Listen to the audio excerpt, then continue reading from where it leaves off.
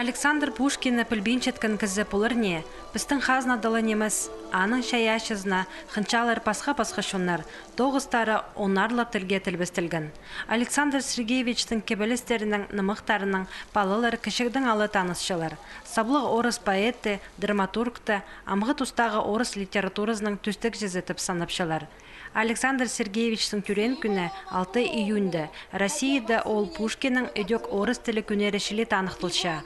Аға шарадып аймық шаяшы марғылар, викториналар ештірілче. Бүкін олғыныр кебелестір қықыршалар, поэтің шаяшы шолын әстесшелер. Сық андық мероприятиеда бүкін аралысқыныр Хакас гимназиясына қойнанды сағым тынанчытқан үгренжелер. Біздің лагерь садылчы юные дарования.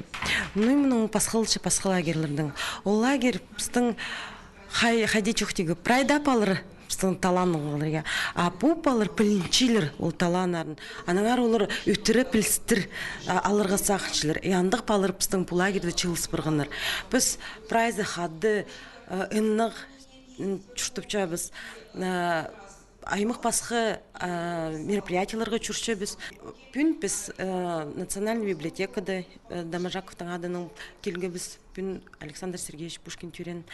Дамажаковтың адың национальный библиотека Пушкинның түрен күніне шарыдып литература коллажын темнап салған. Үгінігі сомнар пастыры олғанарға орыс поэтің шүртас паза шайышы жолы шарыдылған. Үгіретшілердің искінір, постары да Александр Сергеевичтің көп немі қағырғаныр. Чепу күн библиотека алжалары иледі шапсық піліс алған пуларлар. Аның армандық мероприятиялардың тузазы оға олуғы. Шетір тарханы үгіреншілер, культура саринан келепшілер. Ол пілістер түлдің түлге шетірілер.